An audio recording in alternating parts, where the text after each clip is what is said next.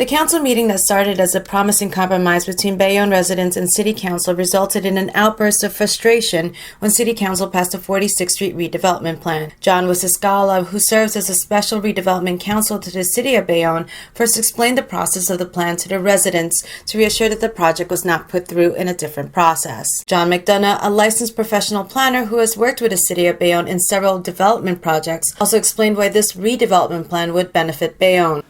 Redevelopment, as Mr. Wichaskala just said, is to incentivize and to spark development in areas where conventional zoning may have failed. And this is an opportunity for the city to capitalize on that tool, on that planning tool. Overall consensus of the public comments claimed that they were in full support of a redevelopment plan, especially for Broadway, but they did not support a 100-foot building. As most stated, it just doesn't belong there. But I want to make sure that the council knows that most of the people that speak up against this, from what I've spoken to, are not against redevelopment, are not against young professionals coming in. They're just against the height of this particular building. More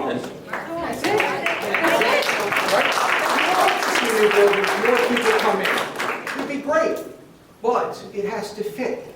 Councilman LaPalooza had said that he tried to open channels for negotiations.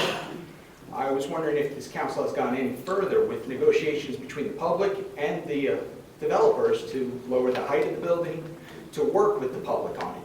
Has there any progress been made there? The plan before us is still the plan before us, 100%. The plan has not changed. I was just curious if there was still communication on this issue. If anyone's flexible, or if it's 10 stories or nothing. There hasn't been, the plan before us is a 100-foot plan. So no one is working towards finding a compromise? I've asked several times, but the developer says that you could not lower. Okay, so Would they give them would not read it. Okay, no, that's what I was curious about, and I hadn't heard anything. State minimum for parking in a mid-rise building is 2.6 spaces. I haven't heard that mentioned at the council meeting yet. 2.6 spaces, 1.5 as a maximum right now is lower than what the state requires. Well, why is nobody caring about, I'm going to have a parking garage across the street from my house? My house is there first. It's not in my house. That's my husband's mother's grandparents. That house has been in the house for generations. And the only thing that's keeping me there is my husband, because he loves Bayonne. I couldn't give a shit. Unless you're going to fix the stores and have somewhere to shop, no one's coming to Bayonne. Right. Everyone's coming out of Bayonne. And I don't want to move out. I don't want to live across the parking garage. So if someone wants to buy my house for some good amount of money after that parking garage comes up, who's going to want it? If you see the Jersey Journal, this morning, Bayonne man nabbed with 500 bags of heroin. 500 bags of heroin. Do you want somebody coming into this town with disposable income or disposable needles? Gene Hunt asked the council why they can't just bring in better retailers, of which Nadrowski admits that this is because the median income of Bayonne households were not considered profitable by ideal retailers. They actually do median income studies before they'll come to an area, and we don't fit the criteria. So they will not come here if they're not going to make money. Matthew Kopko, a Republican nominee for State Assembly, challenged City Clerk Bob Sloan on the confusion that happened last meeting regarding Councilman Goulet. Tonight's vote on the redevelopment plan is unnecessary because it was already voted down last council meeting. So Councilman Goulet said after we voted down the redevelopment plan, and I quote, "No, I'm sorry about this. I'm just doing this because I want to see the building. I want to see what's going on."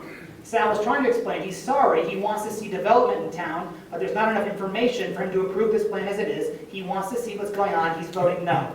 At this point, unfortunately, you, Mr. Sloan, turned around, faced Councilman Goulet and said, "Then don't vote no, you'll kill it." I had never seen such a brash violation. I didn't say no, don't yes, vote you did, no. and I just go back to the tape. Go back to the tape. You said, "Then don't vote no, you'll kill it." I looked at the If you tape. vote no, You'll kill it. Yes. Okay. Because I understood him to not want to vote no. Yes, and as such, I've never seen such a rash violation of city procedure. Councilman LaPalooza voted no. Councilman Goulet voted no. There were 4 members present. The plan was rejected by a vote of 2 to 2. The vote was, Don't vote no, you're going to kill it. You all know that's not true. Hold on. You all know that's not true, by the way, that if you vote no, you're going to kill it. The Because agreement doesn't change if you reject it, it goes back to the planning board to issue an amended redevelopment plan. So this idea of, well, you guys are gonna have a lot of bites at the apple to support this thing because if we pass it now, it's not all over, but if you vote no, you're gonna kill it. You guys are misleading the people. Peter Franco, a Bayonne activist, told the council it was important that they listen to the people of Bayonne and propose a community redevelopment board. To offer an initiative to introduce an ordinance to the council to create a community redevelopment board. But the important thing is that the residents have the initial review on every development proposal. Lance Lucarelli, a developer of the L Group and responsible for the building design, addressed the public about his support for the success of Broadway. I wanted to get up. Everybody seems like the solution is to save Broadway. I agree. During his comments, the public heckled him and accused him of grandstanding. At the end, City Council voted and passed the redevelopment plan. Hudson County View, the eye of the community.